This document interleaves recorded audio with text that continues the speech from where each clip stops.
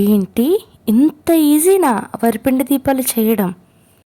అవునండి, ఈ చిన్న టిప్ ఫాలో అయిపోతే సరిపోతుంది. అలానే చూపించేస్తే వీడియో స్కిప్ చేయకుండా లాస్ట్ వరకు చూసేయండి.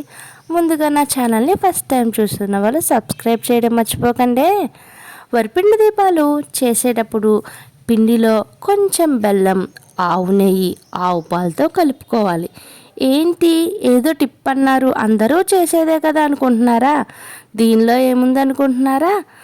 ఆ టిప్ ఏంటంటే అదే అండి, దానిలో కొంచెం మైదా పిండి కూడా యాడ్ చేసుకోండి. దీనిలో మైదా పిండి యాడ్ చేస్తాం కాబట్టి వరిపిండి దీపాలు అస్సలు పగులు లేకుండా పర్ఫెక్ట్గా వస్తాయండి. మొత్తం అన్నీ యాడ్ చేసుకున్నాక కొంచెం కొంచెం ఆవు పాలు వేసుకుంటూ ఒక ముద్దలా చేసుకొని మనకు కావాల్సిన సైజులో ఉండలు చేసుకుని ఉంచుకోవాలి. ఆ ఉండలని ఏదైనా గ్లాస్ కానీ లేదా బౌల్ కానీ తీసుకొని ముందుగా దానిలో వరిపిండి వేసుకుని వీడియోలో చూపించిన విధంగా వరిపిండి దీపాలు ఈజీగా చేసేయండి. వరిపిండి ఎందుకంటారా దాంట్లో ముందుకు వేయడం?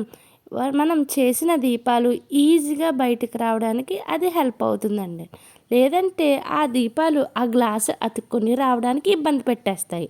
సో గ్లాస్లోంచి ఆ వరిపిండి దీపాలు బయటకు ఈజీగా రావడం కోసం ముందుగా దాంట్లో వరిపిండి వేసుకోవాలండి. ఒక్కసారి నేను చేసిన దీపాలు చూడండి, అస్సలు ఎక్కడా పగులు లేకుండా పర్ఫెక్ట్గా వచ్చేసాయి. ఇప్పటికీ నాకు 7 వారాలు కంప్లీట్ అయ్యాయండి. అన్నీ కూడా చాలా పర్ఫెక్ట్గా వచ్చాయి. ఇంకేం లేటు, వీడియో నచ్చితే నా ఛానల్ సబ్స్క్రైబ్ చేసేయండి, లైక్ చేయండి, షేర్ చేయండి. Thank you.